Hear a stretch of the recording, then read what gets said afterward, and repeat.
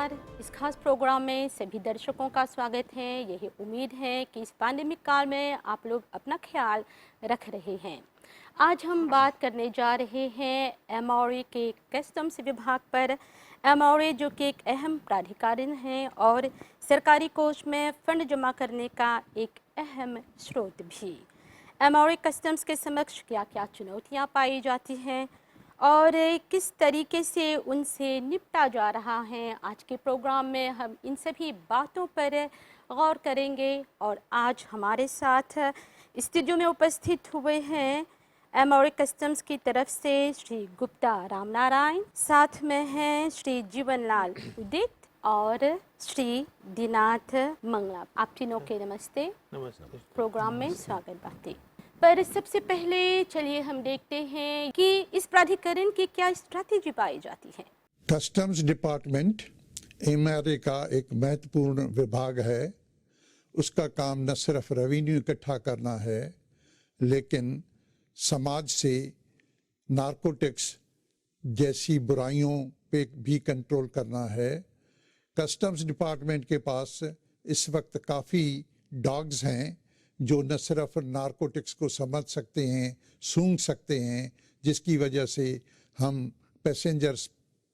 जिसके पास भी हमें शक होता है उस पर हम कंट्रोल कर सकते हैं। लेकिन हमारे पास दो कुत्ते ऐसे भी हैं जो करेंसी को भी सूंघ सकते हैं। तो हम जो फॉरेन करेंसी बाहर कोई लेके जाता है या लेके आता है और डिक्लेयर नहीं करता, तो उसमें भी हमें सहूलत मिलती है। कस्टम्स के पास इस वक्त सारी टेक्नोलॉजी है, जिसकी वजह से 100% डिक्लेरेशंस इलेक्ट्रॉनिकली आती हैं और 98% कलेक्शन भी इलेक्ट्रॉनिकली होती है। Mauritius customs at the international scene भी अपना रोल इफेक्टिवली प्ले करता है। हमारे पास 9 से ज़्यादा WCO एक्रेडिटेड एक्सपर्ट्स हैं, जिन्हें इंटरनेशनल एजेंसीज ट्रेनिंग के लिए इस्तेमाल करती हैं। और जब भी वहाँ पे ज़रूरत होती है अफ्रीकन और एशियन देशों में उनके अफसरों की कैपेसिटी बिल्डिंग के लिए, तो WCO के साथ हमारे एक्सपर्ट्स भी जाते हैं और वहाँ उन देशों में उनकी कैपेसिटी बिल्डिंग करते हैं, ट्रेनिंग करते हैं, जिससे उनका लाभ होता है। पिछले 5 सालों में मॉरिशस कस्टम्स ने बहुत ही मात्रा में ड्रग्स और अदर सब्सटेंसेस कन्फिस्केट किए हैं, जिनकी मालियत 5 बिलियन रुपए से भी ज़्यादा है। ये मुमकिन हो सका क्योंकि हमारे पास ड्रोन्स हैं, हमारे पास फुल बॉडी वॉर्न कैमरा है, हमारे पास एडवांस पैसेंजर इंफॉर्मेशन सिस्टम है, हमारे रिस्क असेसमेंट टूल बेहतर हैं, हमारे पास स्कैनर्स हैं और हमारे पास डॉग्स हैं जो ये काम करते हैं। और हम जनता को यकीन दिलाते हैं कि हम समाज की सुरक्षा के लिए इस काम में अपनी तवज्जो बहुत करेंगे और इससे भी बेहतर रिजल्ट्स ले आएंगे। तो सबसे पहले हमने के बतावा कि ये जो एमओए कस्टम्स बातें ओकर कौन जिम्मेदारी है, क्या भूमिका है? एमआरए कस्टम्स के भूमिका है पहला कलेक्टे करे के रेवेन्यू गवर्नमेंट के,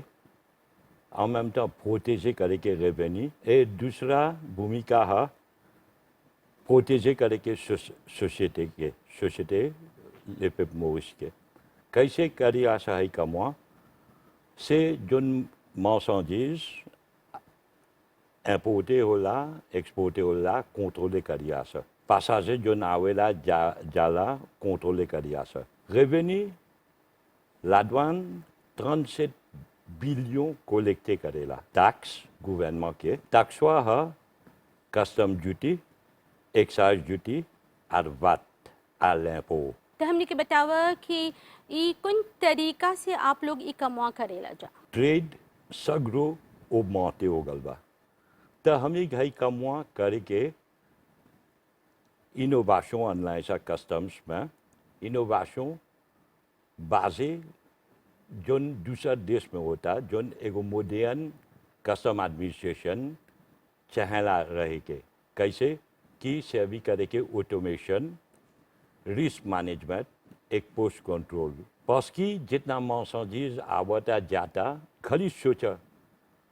450,000 conteneurs موریس میں آویلا جالا ایک برس میں جے کنٹرولے کرے کھوجب سا مانویلماں تب نہیں سکب سا کرے تب ہے سب نووتے آنال با کیسے آٹومیشن رسک مینجمنٹ ایک پوسٹ کنٹرول سے بھی کری لا سا جمیں سکب سا سیلیکٹے کرے کون marchandise اوکر رسک چھوٹا با اور کون ہائی رسک با اور کون marchandise کنٹرولے ہولا ڈیپینڈant دوسر منسٹر دوسر ایجنسی کیسے بولبا پلانٹ انبا موریستا چہلا تھی ناپرو کے دیکھے کے منسٹر ایگریکلچر کے دیکھے کے جب میں وہ دے کلیئرنس تا ہم کلیئر کرے تا یہ سب کام کرے خاطر آٹومیشن bien important. تو دیکھنا جا بہت سے بدلاؤ بھی آ باتیں سمے سنگے آپ لوگ بھی مطلب کہ آپ کے کام کے جن پرکریا باتیں اوکر میں بھی بدلاؤ آ باتیں Définitivement بدلاؤ آلبا اور اوبلیگاتوار ہے نہیں سکب سا جن سسٹم 20 ans جیسے کام کر رہا تھا سا نہیں سکب سا اپلیکے کرے لادوان جن رول باؤ کر بہت امپیکٹ کرے l'économie پر جے لادوان ایفیشینٹ نہیں رہی marchandise بہت بلوکے ہوئی کو موتے ہوئی marchandise کے دیجیم زافیہ کون سی ہے ایگو نیمن لادوان نہیں رہی توہرا ایترانجے کمپانی ایترانجے لوگ نہیں کھوجی آئی انویسٹ کرے اس میں کمپنی لوگ ہون جا اور جن انڈیویجول لوگ ہون جا وہ لوگ بھی سکین جا ای امپورٹاسیوں کرے آیات کرے اتنا کٹھن نہیں رہلا कोनो restriction نہیں ہے امپورٹاسیوں ایکسپورٹاسیوں کرے کے سب آدمی سکی امپورٹاسیوں ایکسپورٹاسیوں کرے موس میں سیما پروسیجر ہے وہ لوگ کے چاہنا انریسٹرے کرے کے کیسے بول جا رہا وہ لوگ کے ڈکلاراسیوں کرے کے لادوان میں ڈکلاراسیوں اچھا کری نیمن رہی تو marchandise کلیئر لادوان دیکھی ایگزامنے کری سوال رسک پر دیکھی جو لو رسک با تو لیبرے کرے بنا ایگزامینیشن خاطر کرے سکی کونو ریسٹرکشن نہیں ہے امپورٹاسیوں ایکسپورٹاسیوں کے سکب جو بڑے سمے سنگے آپ لوگ ای کلیئرنس کے جو پرکریا باتیں اکرا اور بھی آسان کر لے ہوا جا ہاں کلیئرنس بہت آسان کرنا ہے سر جو رسک چھوٹا ہے اوکر ایگزامینیشن نہیں होला 30 منٹ میں آٹومیٹکماں کو لیبریشن مل جالا تو آپ رسک کے بات کرت ہوا جا کون رسک سمجھاوا تھوڑا موگس میں دیکھ باتا روز سن باتا سیزیول با لادروگ دوسرا دیش سے آنے وانسا باتوں پڑے آویوں پڑے سگرو رہا تب دیکھی لاسا جب انالیزے کرے سا امپورٹاسیوں بہت چیز کریٹیریا سے ابھی ہولا دیکھے کہ ہائی marchandise میں رسک با ہائی امپورٹاتیا میں رسک با ہائی دیشوا سے آنا تھا سا رسک با ہائی باتوا سے آنا تھا سا رسک با ہائی سسٹم اوکر میں دیجا با établi critères ou sélecter kari qui hay importation risque nahi risque ou marchandise que hamik dekap sa scanner में passer करब sa servi करब sa de grenier traitement système करेला individuel कोनो douanier nahi système électronique ou देवेला कौन channel कौन traitement देवल जाई हो बिलवा के 3 को channel बा green channel low risk yellow channel वो है जहाँ एजेंसी के रिक्वायरमेंट फुलफिल करे के कैसे permis autorisation ministère de la santé ministère de l'agriculture ऐसे dépend produit और troisième risque par high risk जहाँ suspecté करी ला सर कि सकेला la drogue रही सकेला arme रही सकेला ban contrebande रही देखब सा सस्पेक्टे बा स्कैनर में तो ओके खोलब सा कंटेनर marchandise के फिजिकली बोल जाला ओके एग्जामिन करब सा तो ऐसन भी स्थिति रहेला जब आप लोग जन सामान मंगावल जाला ओकरा आप लोग सीज करेला जा जब्ती करेला जा ये एगो इम्पोर्टाteur एगो इकोनॉमिक ऑपरेटर एगो ऑफेंस करलक under customs law la loi बहुत प्रोविजन कर देवा कैसे ट्रेटे करे के अब जैसे बोला तो हरा लाडो गनलक तो ऑटोमेटिकली हाँ पर दूसर सामान के बात करते commercial goods unlock तो कौन ऑफेंस सकेला करे सकेला जस्टी अंदे होई सकेला बालियन नहीं एथी कर ले निबंध डिक्लेयर कर ले होई तो ओके कौन सी करब से वो क्लेम करब से ओके जो टैक्स पे करे के हा पे कर दे तो मार्चेंडिज देवल जाला ओके कौन मार्चेंडिज सीज करीला सर जोन कंट्रोल गुड्स कैसे permis autorisation नहीं बा हो मार्चेंडिज वाके ou कोनो prohibited goods तो उ मार्चेंडिज सीज होला एक दुगो उदाहरण देबा कौन ची दुकाने यहाँ आने के सेकंड में राजाते कान आन के प्लांटे के मोरिस में ये कान नहीं दुआने के लाइव प्लांट्स ढेर लाइव प्लांट्स नहीं दुआने के बस की सकियन से मलाजी आने मोरिस में तो हमने ये सब इंफॉर्मेशन ये दूसर मिनिस्टर के मिनिस्टर एग्रीकल्चर के है मिनिस्टर ला santé के है सब इंफॉर्मेशन हुआ हमने अपन वेबसाइट में पोस्टे करी लाजा समय समय पर इम्पोर्टाते ब्रोकर्स लोग सब कोई के जनावी लाजा तो वो लोग ये देख के तब ऐसा प्रोडवी नहीं अनियन जा जो नहीं दुआ है और दूसर प्रोडवी है जैसे एगो लोटो अन बस सेकंड हैंड तो ओकर पेमी चाहेला तो वो बगैर पेमी के लोटो आन देबा तो लिवरेजन नहीं मिली ओके जब्ती कर दे जा अक्सर लोग जब यात्रा पर जालन जा वायाजे करेलन जा तो अपन संगे भी सामान आने लन जा हवाई अड्डा पर या फिर बंदरगाह पर तो हजा पर ये देखला जा बहुत से लोग जब कस्टम्स के नाम सुने लन जा तो डेरा लन जा बात में बोल रही कि हमने के कस्टम ऑफिसर्स लेटो में हमने के रोल थोड़ा सौजे हो गए आगे हमने के काम रहा खाली रेवेन्यू को लिखते करे के तो जब एगो आदमी आई हमने के लगे तो बोला सा टैक्स साइन पे करे के तो आदमी लोग खुशी नहीं रहेलन सर वो खातिन सोचलन सर कि जब लाडवान ने जब तो बोली टैक्स पे करे के तो अब भी हमने ने ऐसे नहीं काम कर लिया सर अब भी हमने के स्टेक होल्डर से सुबह डिस्कटे करेला सर मैम पब्लिक लोग के लोग काजो दिला सर जो कुछ नहीं जाने सर तो वो लोग हमने संगे आके पूछियन सर कैसे एगो आदमी एयरपोर्ट में आए तो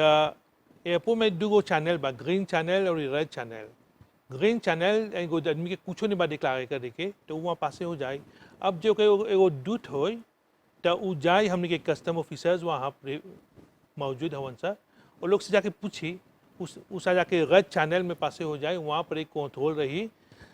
जे सब ठीक रही तो के जाए दियन सर अब कैसे बोला था हमने से डेरालन सर तो जो आदमी के माइंड में बा कुछ इलीगल चीज़ करे के तो लोग दे रहे हैं सर अब जो कम्प्लायंट पीपल है जो कम्प्लायंट इम्पोर्टर उसा वायाजे तो वो लोग नहीं चाहे दे रहा है कि बस कि हमने यहाँ सब वो लोग के फैसिलिटी करे के आप फिजिक में मौजूद रहेला जा हो जा परी बंदरगाह और हवाई अड्डे पर हाँ हमने के ऑफिस सगरो पर हैं सर अच्छा एयरपोर्ट में भी लेपो में भी और ये हमने के हेड ऑफिसों में जो वो लोग सेकेंड हमने के टेलीफोन करके कुछ गाँव से हमारे पूछे के नहीं सिया वन से कुछ तो टेलीफोन करके हमसे सेकेंड से पूछे हमने के वो सेक्शन बात डेडिकेटेड मजा इंफॉर्मेशन दे खातिर अकेला 2-3 गो देश के यात्रा करबा घूमे जेबे त परिवार संगे बहुत खरीदारी भी करके आविला जा तो ऐसे में जब सामान ज़्यादा आनब जा तो ओकर पर भी चाहिए टैक्स चुकाए के एगो मौसा voyager होता ओकर अलाउंस 30,000 रुपये है seulement fallait pas कि जो मार्चेंडिज आना था बेचे खातिर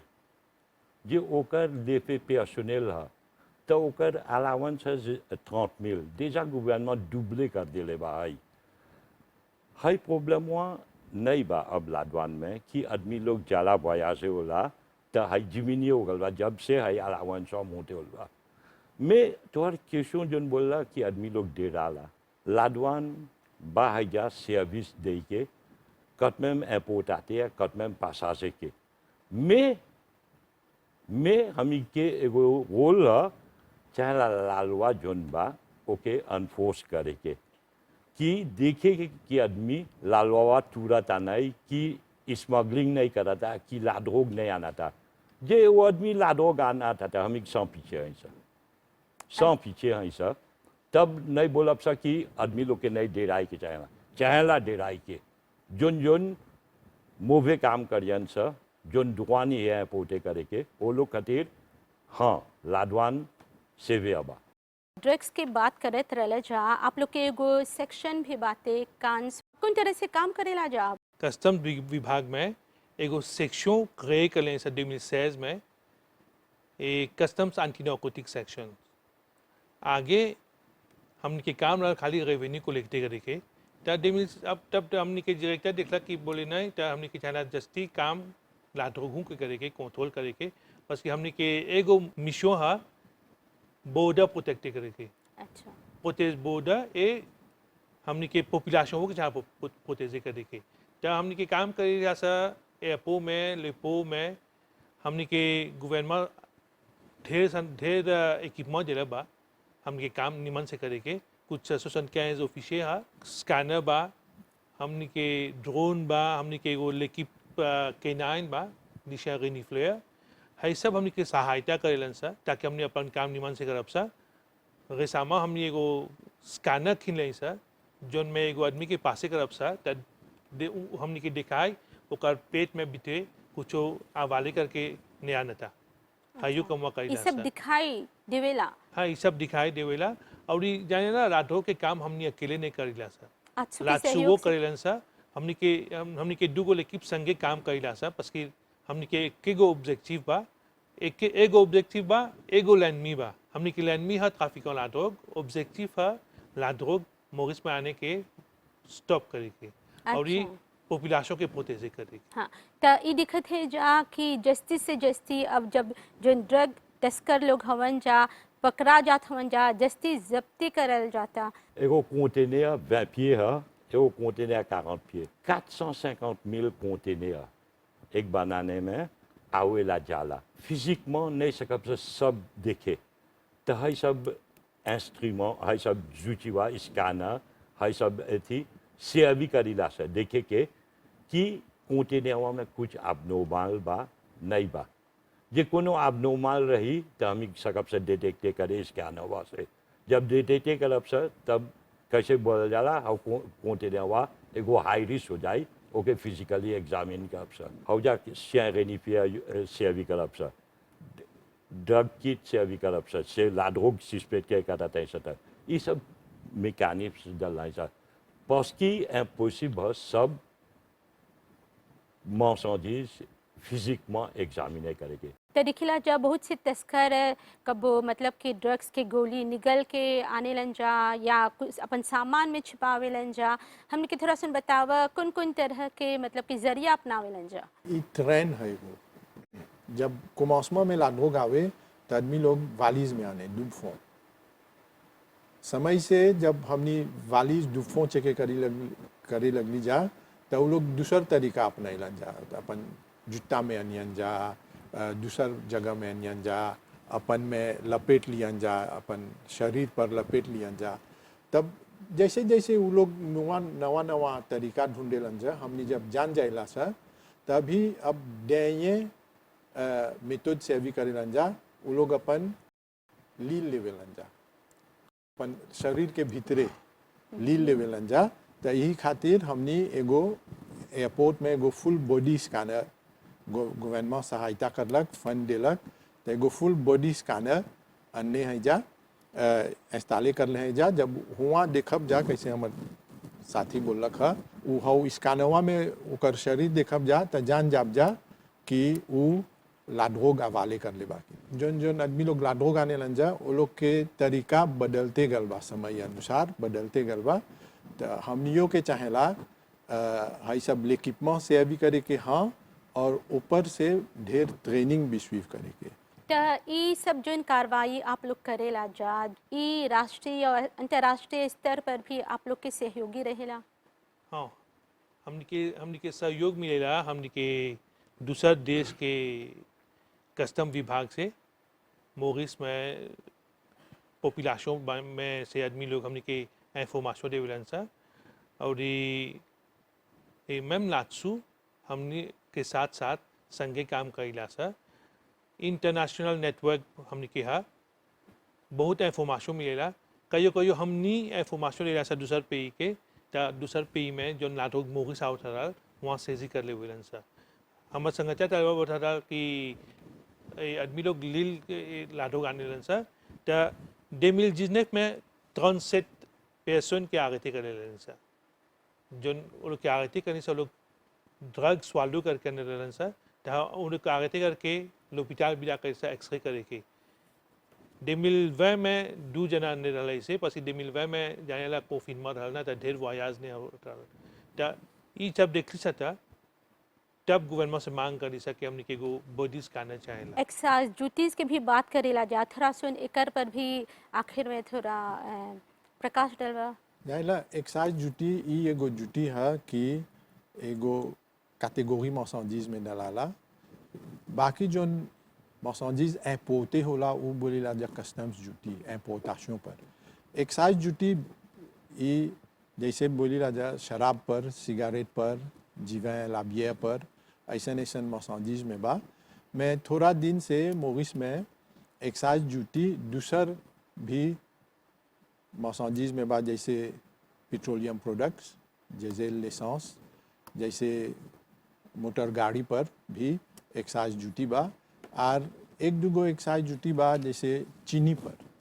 सॉफ्ट ड्रिंक शुगर स्वीटन बेवरेजेस जौन सीरो वो है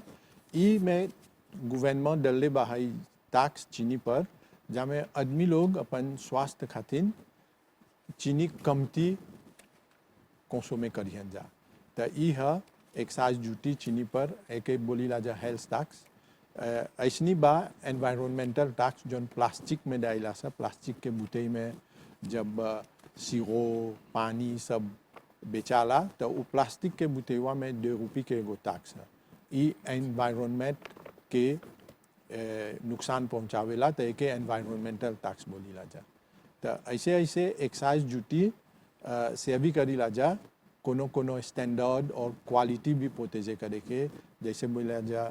मशीन लावे एयर कंडीशनर फू जौन ढेर इलेक्ट्रिसिटी कंसोमे करेला उ में एगो एक्साइज ड्यूटी डाली ला जा जामे उ आदमी लोग नहीं आनी ओकर दाम महंगा हो जाए तो नहीं आनियन जा और जौन जौन लापागई कमती कुरां यूटिलिजे करी ऑप्शन लापागई के उ में ड्यूटी नहीं आखिर में आप कुछ बोलबा हमने बोला जाकि हमने ही यहाँ जा कस्टम्स विभाग से हमने देश के सहायता करे के पोतेजे करे के और कोनो भी इंफॉर्मेशन ऐसा होई जनता के साथ बेझिझक हमनी के इंफॉर्मे करे के हमनी के निमेरो टेलीफोन बा ईमेल एड्रेस सब बा तो सेकेंड संपर्क करे हाँ डराई के नहीं लाडवान बा एदे करे के हमी के इकोनॉमी प्रोस्पेरे होई कैसे जस्ती ट्रेड होई मोरिस में देशम बहुत मल्टीनेशनल आई काम बिजनेस खोले मोरिस में कस्टम विभाग में एगो पोता काम करीला सर हमनी अपन सोसाइटी के पोतेजे करते हैं सर contre trafic la drogue government अपन काम करता हमनियो अपन काम करते हैं सर लाजसुओ अपन काम करेला ओएनजी लोग भी अपन काम करेलन सर हमने सब कोई एक एक मिशो हमने के पॉपुलेशन के पोते से करे के और ई कोबावा में पॉपुलेशन के एगो रोल है तो जब पॉपुलेशन में कोई के कोनो इंफॉर्मेशन होई लाधोग ऊपर तब बेझिझक वो लोग हमने सेकंड हमने के टेलीफोने करे हमने के एगो हॉटलाइन बा स्टॉप ड्रग्स 8958 पर वो लोग सेकंड हमने के टेलीफोने करके इंफॉर्मेशन दे पसी वो लोग के रोल बहुत इम्पोर्टेंट है वो लोग कंसुमाते हैं सा और हमने वो लोगों के पोते करें सा तो जे वो लोग लगे गाँव सहमा तो वो लोग के चाल हमने के बोले के और हमने के सब गाँव सहमा जन मिलेला